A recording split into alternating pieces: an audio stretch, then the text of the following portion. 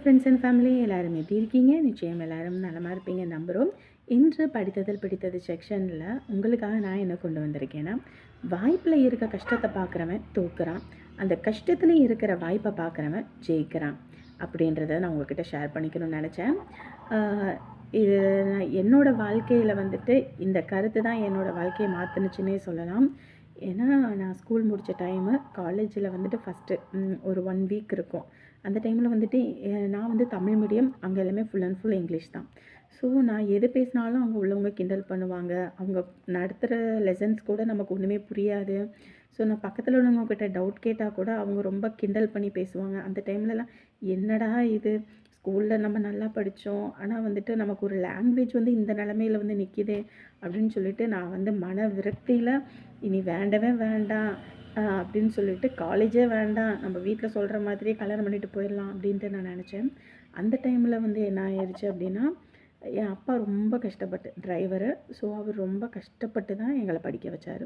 So வீட்டிலே வந்து முதல் பட்டதாரி. என் குடும்பத்தில் யாருமே காலேஜ் பக்கமே போனதில்லை. ஸோ நான் தான் முதல் அப்படின்னும்போது எனக்குன்னு அங்கே நிறைய வந்து குடும்பத்தில் பொறுப்பு இருக்குது. ஸோ நான் என்ன பண்ணுறது ஏது பண்ணுறதுனே தெரியாமல் இருக்கும்போது இந்த டயலாக் தான், எதுக்கு நம்ம அடுத்தவங்களுக்காக நம்ம அதை விட்டு கொடுக்கணும், தப்போ சரியோ நம்ம பேசுகிறதுனால தான் கற்றுக்க முடியும், நம்ம எதுவுமே பேசாமல் இருந்தோம்னா ஒன்றும் கற்றுக்க முடியாது அப்படின்றதுனால ஒவ்வொரு விஷயத்தையும் கற்றுக்க ஆரம்பித்தேன். என் ஃப்ரெண்டு இந்த டைமில் நான் வந்து அனிதா, அவங்க வந்து எனக்கு எல்லா விஷயத்துலையும் எனக்கு சொல்லி கொடுத்தாங்க. ஒரு சின்ன சின்ன விஷயம் கூட எப்படி பேசணும் அப்படின்னு. ஸோ அவங்களுடைய ஹெல்ப்னால தான் நான் வந்துட்டு காலேஜில் டாப்பராகவும் ஆனேன், யூனிவர்சிட்டி ரேங்க் ஹோல்டராகவும் ஆனேன், கேம்பஸ் இன்டர்வியூவில் செலக்டும் ஆனேன். ஸோ நம்ம என்றைக்குமே வந்து வாய்ப்பில் இருக்க கஷ்டத்தை பார்த்தோம் அப்படின்னாலே தோற்றுருவோம். அந்த கஷ்டத்துலேயும் நமக்கு என்ன வாய்ப்பு அங்கே இருக்குன்றதை தேடி கண்டுபிடிச்சி சாதிக்கணும் அப்படின்றத நான் உங்ககிட்ட ஷேர் பண்ணிக்கணும்னு நினச்சேன். விஷயத்த வந்து நான் பெருமைக்காக உங்கள்கிட்ட நான் ஷேர் பண்ணிக்கல. ஏன்னா என்ன மாதிரியே வந்துட்டு ஸ்கூல் வந்து தமிழ் மீடியம் படிச்சுட்டு காலேஜில் வந்து ஃபுல் அண்ட் ஃபுல் இங்கிலீஷாக இருக்குது, என்னடா பண்ணுறது, ரொம்ப கஷ்டமாக இருக்குது அப்படின்னு யோசிக்கிறவங்களுக்கு ஒரு மோட்டிவேஷனலாக இருக்கணும்னு தான் நான் இந்த விஷயத்த உங்கள்கிட்ட ஷேர் பண்ணிக்கிட்டேன். வேறு எந்த காரணமும் கிடையாது. ஸோ உங்களாலேயும் முடியும், என்னாலேயும் முடியும் போது உங்களாலேயும் முடியும். ஏன்னா யாராவது நம்மளை கிண்டல் பண்ணுறாங்க அப்படின்றது காரணத்துக்காக நீங்கள் என்றைக்குமே பேக் எடுத்துடாதீங்க. உங்களுக்கு என்றைக்குமே ஃபார்வர்ட் மட்டும்தான், பேக்வேர்ட் பற்றி யோசிக்காதீங்க. அதுதான் உங்கள்கிட்ட சொல்லணும்னு நினச்சேன். இப்போ வாங்க வீடியோக்குள்ளே போகலாம்.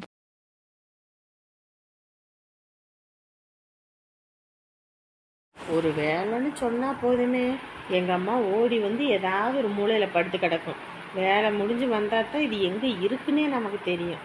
எம்மா எம்மா எம்மா வந்துட்டியாடி? ஒரு நிமிஷம் நிம்மதியாக தூங்க விட மாட்டீங்களே, அப்படியே மூக்கு வேர்த்து கிளம்பி வந்துடுவீங்க. அங்கே என் மாமனார் மாமியாரும் சேர்ந்துக்கிட்டு அதை பண்ணு இதை பண்ணு, அந்த இதை தூக்கு இந்த இதை தூக்குன்னு உயிரை போட்டு எடுத்துக்கிட்டு இருக்காங்க. நீ வந்து ஜாலியாக படுத்துருக்குற. ஆட போடி. உங்களுக்காவது இளம் வயசு, நீங்கள் பாட்டுக்கு எல்லாத்தையும் இழுத்து போடுவீங்க வைப்பீங்க, ஒன்றும் பிரச்சனை இல்லை. நான்லாம் கிளடு கட்ட, நான்லாம் உடம்பு சரியில்லைன்னு படுத்துக்கிட்டேன்னு வையி, ஒரு நாய் கூட என்னை பார்க்காதுடி. அவளுக்கு சொல்கிற வேலையெல்லாம் நம்ம செஞ்சுக்கிட்டு நான் படுத்துக்கிட்டேன்னா நாளைக்கு நான் அங்கே போய் யாரை பார்க்க வைக்கிறது? அதனால தான் நான் அப்படியே பாத்ரூம் போகிறேன்னு சொல்லிட்டு நான் வந்து அப்படியே பாடுலாம் ஒய்யாரமாக தான் வந்து இருக்கிறம்மா. நான் தான் ஏமாளி கணக்காக இருக்கேன்.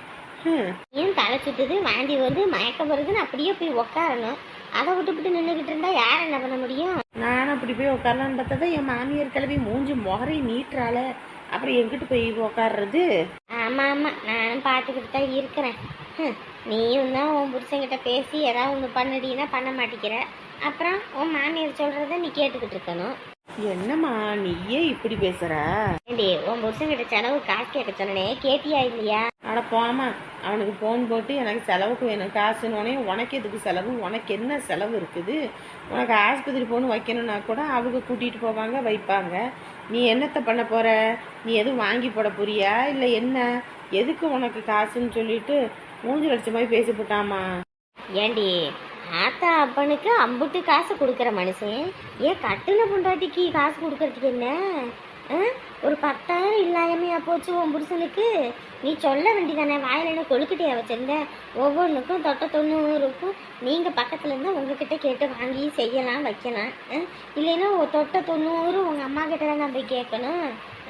ஒரு பொண்டாட்டின்றவ ஒரு புருஷன்கிட்ட கேட்டு வாங்குறது ஒன்று, அதுவே அவங்க மாமனார் மாமியிட்ட கேட்டு வாங்குறது ஒன்றுன்னு சொல்லிட்டு நீ சொல்ல வேண்டியதானே, வாயில முத்தா வச்சிருந்த? அட நீ வேறம்மா, 30,000 ரூபாய் காசு வேணும் எனக்கு மாத செலவுக்குன்னு, அதுக்கு மூஞ்சி அடிச்ச மாதிரி பேசி போட்டாம்மா. ம் அடியே வீணா போன வெங்காயம்.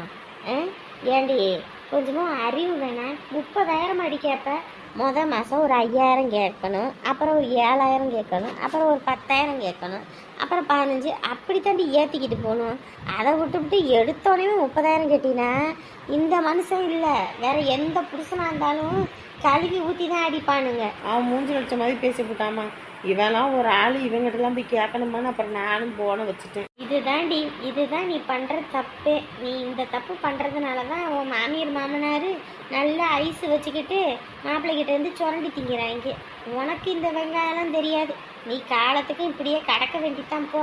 அம்மா ஆமாம், எம்மா ஒம்மானு என்ன போ. நான் பெற்றதும் ஒன்றும் பிரோஜனம் இல்லாமல் இருக்குது. என்ன பண்ணி தொலைய, எல்லாம் என் தலையெழுத்து. காவியா, இப்படியே நவுந்து நவுந்து உக்காந்து கீழே விழுந்துடாதீங்க, சரிங்களா? முன்ன நவுந்து உட்காருங்க. இல்ல, கல்யாணத்துக்கு முன்னாடி எப்படி? கல்யாணத்துக்கு முன்னாடி இப்படி உட்காருங்க, கல்யாணத்துக்கு அப்புறம் தோள் மேல கை போட்டு உட்காருங்க. யாரு வேண்டாம்னா? நீங்க ரொம்ப தான் பேசுறீங்க போங்க. நான் என்னம்மா பேசுனேன்? உண்மையை தானே சொன்னேன். நவுந்து நவுந்து பின்னாடி போய் அதுக்கப்புறம் விழுந்துட்டீங்கன்னா என்ன பண்றது? அதனாலதான் ஏற்கனவே தலையில கட்டு போட்டிருக்கு, இதுல இது வேற. இதுக்கு எடுத்தாலும் சிரிப்பு தான். இல்ல, உங்ககிட்ட ஒண்ணு கேட்கணும். எது கேட்கறதா இருந்தாலும் பரவாயில்ல, கொஞ்சம் தள்ளி உட்காந்துக்கோங்க, கீழே விழுந்துடாதீங்க. ஓகே தான். இப்ப சொல்லுங்க, என்னது? இல்ல, நீங்க உங்க இத்தனை வருஷத்துல எத்தனையோ அழகழகான பொண்ணுங்களை வாழ்க்கையில பார்த்துருப்பீங்க. அவங்க கிட்ட எவ்வளவோ இருக்கும். ஆனா நீங்க என்ன கட்டிக்கிறேன்னு சொன்னது தான் எனக்கு ரொம்ப ஆச்சரியமா இருக்கு. அதுவும் இல்லாம இந்த மாதிரி விஷயம்லாம் ஒரு பையனுக்கு தெரிஞ்சதுன்னா இந்த பொண்ணை கட்டிக்கவே கூடாதுடா அப்படின்னு நினைப்பாங்க. ஆனா நீங்க அந்த மாதிரி இல்லாம நீங்க என்ன கட்டிக்கிறேன்னு சொன்னதா இருக்கட்டும், எனக்காக ஸ்கூலில் காலேஜில் அவ்வளோ நேரம் உட்காந்ததா இருக்கட்டும், அது மட்டும் இல்லாமல் எனக்கு இப்படி அடிபட்டுருச்சுன்னோனையும் எனக்காக ஓடி வந்ததாக இருக்கட்டும், இப்போ வரைக்கும் ஹாஸ்பிட்டல் செலவெல்லாம் பார்க்குறதா இருக்கட்டும், இவ்வளவும் நீங்கள் பார்த்து எனக்காக பண்ணுறீங்க. ஆனால் நான் உங்களுக்காக எதுவுமே பண்ணலை. ஆனால் எப்படி இந்த அளவுக்கு நீங்கள் என் மேலே அன்பாக இருக்கீங்க? அதான் ஒரு யோசனையாக இருக்குது. இதில் என்னங்க இருக்கு? ஒவ்வொரு பொண்ணா இருந்தாலும் சரி, ஒவ்வொரு ஆணா இருந்தாலும் சரி, அவங்கவுங்களுக்கு ஒவ்வொரு ஆசைகள் இருக்க தான் செய்யும். அதுக்குன்னு நீ இந்த ஆசைப்படக்கூடாது, நீ இது நினைக்கவே கூடாது அப்படின்னு யோசிக்கிறது முட்டாள்தனம். அதுவும் இல்லாமல் கடவுள் ஒவ்வொருத்தருக்கும் ஒவ்வொரு வாழ்க்கையை கொடுத்துருக்காரு. அதில் அவங்க அதுக்கேற்றாப்புல இருந்துக்க வேண்டிதான். அதுவும் கல்யாணத்துக்கு முன்னாடி எப்படி இருக்கமோ இல்லையோ, கல்யாணத்துக்கு அப்புறம் நம்மளை நம்பி இருக்கவங்களுக்கு நம்ம உண்மையாக இருக்கணும், அவ்வளோதான். இல்லை, என் மேலே உங்களுக்கு எந்த கோவமே இல்லையா? எதுக்கு கோவம்? இல்லை, கல்யாணத்துக்கு முன்னாடியே நான் ஒருத்தரை விரும்பியிருக்கேன், அதனால இவ்வளோ பிரச்சனை, இதெல்லாம் உங்களுக்கு கோவமே வரலையா? இதில் என்னங்க இருக்கு? இதெல்லாம் போய் பெரிய விஷயமா பேசிட்டு இருக்கீங்க. நான்லாம் பார்க்குற பொண்ணு எல்லாத்துக்குமே என் ஃபோன் நம்பர் எழுதி எழுதி கொடுப்பேன் ஒரு காலத்தில். ஆனால் அதுக்குன்னு அதெல்லாம் நம்ம வாழ்க்கையில் செட் ஆகுமா? கிடையவே கிடையாது. இன்னாருக்கு இன்னார் தான் சொல்லிட்டு எழுதி வச்சு தானே அனுப்பியிருக்காரு. எனக்கு நீங்கள், உனக்கு நாங்கன்னு நம்ம வாழ்க்கை போகுது. இனிமேல் நமக்குள்ளே என்ன ஒளிவு மறைவு? அவ்வளோதான். ஐம் ஸோ லக்கிங்க. அம்மா, இப்போதான் இந்த மாதிரி ஒரு வார்த்தையே வாயிலேருந்து வந்திருக்கு. இல்லைங்க, எங்கள் அப்பாவையா இருக்கட்டும், எங்கள் அம்மாவையா இருக்கட்டும், என்னையா இருக்கட்டும், எங்களோட உண்மையான குணம் தெரிஞ்சு எங்களுக்காக வந்தீங்கல்ல, அதுக்காக தாங்க. உங்கள் அப்பா எப்படி தெரியுமா? பலாப்பழம் மாதிரி. வெளியே அவ்வளோ முரடனா இருந்தாலும் உள்ளுக்குள்ள பழம் எப்படி தித்திப்பா இருக்கோ அந்த மாதிரி தான் உங்கள் அப்பாவும். எவ்வளோதான் வெளியே வந்து கெட்டவர் மாதிரி முரட மாதிரி இருந்தாலும் உள்ளுக்குள்ள அவர் மனசுலயும் ஒரு நல்லவன் இருக்கான். ஆனால் அது உங்களுக்கு தெரியல, எனக்கு நல்லா தெரியுது. உங்களுக்கு ஒரு பிரச்சனைனோனையும் எப்படி வரைஞ்சு கட்டிக்கிட்டு போனாரு, அவ்வளோதாங்க. இதெல்லாம் போயிட்டு நம்ம குறை சொல்லி பேச முடியுமா? அதுவும் இல்லாமல் உங்கள் அம்மாவை பொறுத்த வரைக்கும் எங்கள் அம்மா மாதிரியே புள்ள நல்லா இருக்கணும் புள்ள நல்லா இருக்கணும்னு சொல்லிட்டு அதை பற்றியே தான் யோசிச்சுட்டு இருக்காங்களே தவிர அவங்கள பற்றி ஒன்றுமே யோசிச்சது கிடையாது. இப்படியாப்பட்டவங்கக்கிட்ட போய் நம்ம என்னங்க குறைய கண்டுபிடிக்க முடியும்? அதனால தான் சொல்கிறேன், யாரையுமே அவங்கள இப்படிதான் சொல்லி ஏற்றுக்கணும். அதை விட்டுட்டு அவங்கக்கிட்ட இருக்கிற குறைய நம்ம சுட்டி காட்டோம்னா நம்மளோட வாழ்கிற வாழ்க்கை நல்லா இல்லாமல் போயிடும். விடுங்கங்க இதெல்லாம் பற்றி பேசிகிட்டு இருக்காம. ஐயோ, இன்னைக்கு ஒரு நாள் முழுக்க வேலை செஞ்சதுக்கே தலையெல்லாம் சுத்துது. ஐயோ, தலைவலியே வந்துடும் போல இருக்கே இந்த சிஸ்டமை பார்த்து பார்த்து பார்த்து. ஐயோ, எப்படா வேலை முடிஞ்சு வீட்டுக்கு போவோன்னு இருக்கேன். பையன் வேற என்ன பண்ணுறான்னு தெரியலை. ஐயோ, மை புருஷ் வேற லைனில் வர்றதே. ஹலோ, என்ன பொண்ணு? What you want? What's your problem? சின்ன பொண்ணு. Hello, excuse me, I am already busy. சின்ன பொண்ணு, ஆஃபீஸ் டைமே முடிய போகுது, இன்ன வரைக்குமே பிஸியாக இருக்க?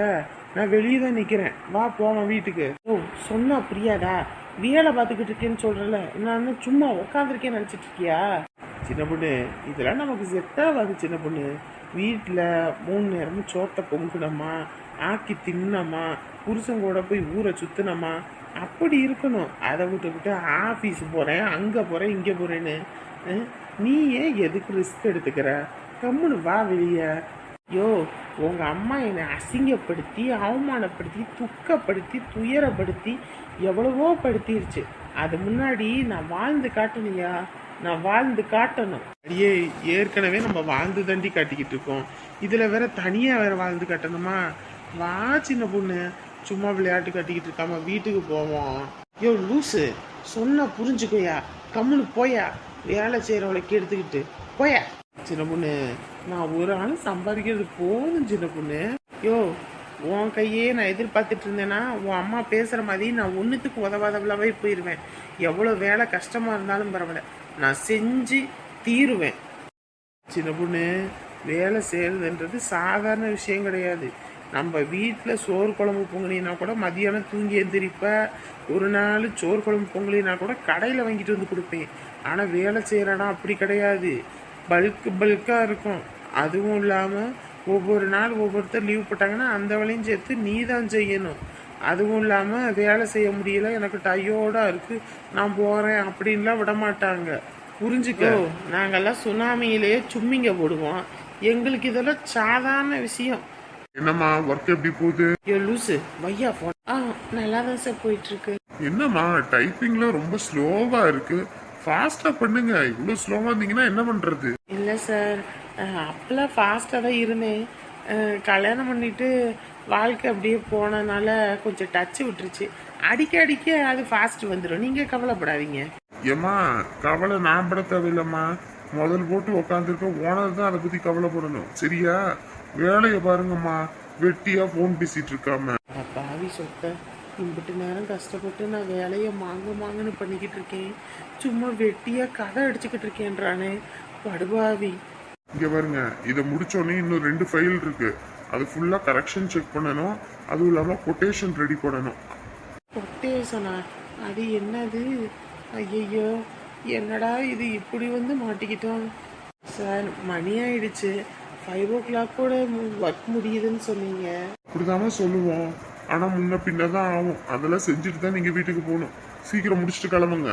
அட சொட்ட பயல, என்னங்கடா இப்படி பண்றீங்க? வீட்டில் நான் கூட வேலையை செஞ்சுட்டு டக்குன்னு போய் டிவியை பார்க்கலாம், ஃபோனை பார்க்கலாம்.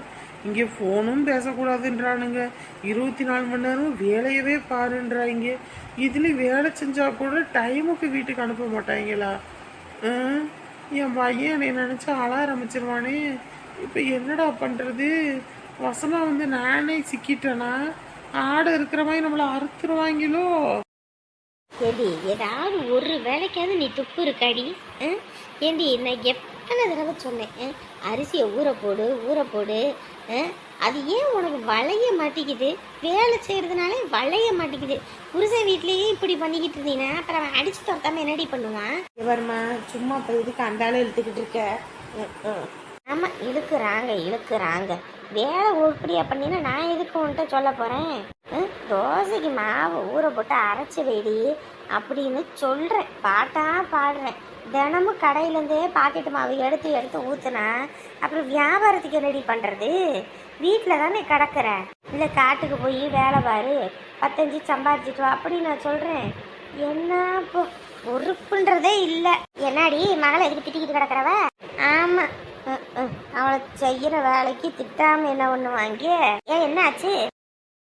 ஏம்மா நான் காலையிலே சொன்னேன், ஏண்டி இட்லி தோசை ஊற்றிக்குவோம், தினமும் சோறே திங்க முடியல 3 நேரமும். கடையிலே மாவு பாக்கெட் எடுத்து ஊற்றினோம்னா அப்புறம் வியாபாரத்துக்கு ஒன்றும் பண்ண முடியாது.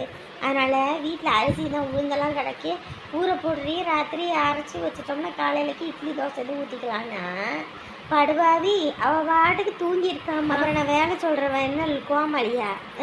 எப்படி வேலை பார்த்தா என்ன பண்ணுறது? என்ன நீ தொலைகிறது? இந்த காலத்தில் என்ன அப்படித்தான் இருக்குது, என்ன பண்ணுறது? சரி, நீ என்ன வேற என்ன தூக்கிக்கிட்டு திரியிற? அந்த கன்றாவியும் கேட்குறேன். என் மருமகாரி ஏதோ வேலைக்கு போகிறேன்னு பையத்துக்கிட்டு கிளம்பி போயிட்டா. இனிமே பிள்ளைய நான் தான் பார்க்கணும். வீட்டில் 3 நேரமும் சமைக்கிறதுலேருந்து துவைக்கிறதுலேருந்து கழுவுறதுலேருந்து எல்லா முறவாசலும் நான் தான் பண்ணணும்னு அவ கிளம்பி ஓடிட்டா. இப்போ என்ன பண்ணி தொலைகிறது? வீட்டில் அவனை தொட்டியில் போட்டு ஆட்டுனாலும் தூங்க மாட்டேங்கிறான். அதான் தூக்கிக்கிட்டு வந்துட்டேன். அப்படியே ஊரை சுற்றி காட்டினா அவன் பாட்டுக்கு தூங்குவானதான். தூக்கிக்கிட்டு ஊரே நாடே திரிஞ்சுட்டு வரேன். ஆட பாவத்தை ஏண்டி உன் பையன்கிட்ட என்ன காசா இல்லை? காசில் அந்த மாதிரி வேலைக்கு அனுப்பியிருக்க? அவள் எங்கே வேலைக்கு அனுப்புனா? நான் தான் வாயிருக்க மாட்டாம அவளை வம்பிழுத்துட்டேன். உடனே இதான் சாப்பிடணும்னு அவளும் நான் வேலைக்கு போகிறேன்னு சொல்லிட்டு வண்டி கட்டிக்கிட்டு ஓடிட்டா. இனி அவள் வந்து என்ன பண்ணுறதுக்கு காத்திருக்கான்னு தெரியலை. அவள் இருந்தாலாவது எல்லா வேலையும் இழுத்து போட்டு பார்ப்பா. இப்போ அவள் இல்லைன்னு மொத்த வேலையும் நம்மளே கடந்து செய்கிறதா இருக்கா. சரியான சிறையாக கிடக்கு. யாருமே இருக்கும்போது அவங்க அருமை தெரியாது, இல்லாத போது தான் அவங்க அருமை தெரியும். ஓஹோ, இந்த இடத்துல உனக்கு ஏற்றப்பல பஞ்சு டைலாக பேசுறியா? எட்டிக்கிட்டு மிதிச்சேன்னு வையி அப்படியே பூமிக்குள்ளே போயிடுவேன். வேலை செய்யறதுக்கு துப்பு இல்லை. அப்பத்தான் இருக்கும்போது அருமை தெரியாது, இல்லாத போது அருமை தெரியாதுன்னு ஓடி. போகிறேன். ஒரு நாளே நம்மளால முடியலம்மா எல்லா வேலையும் இழுத்து போட்டு பார்க்கறதுக்கு.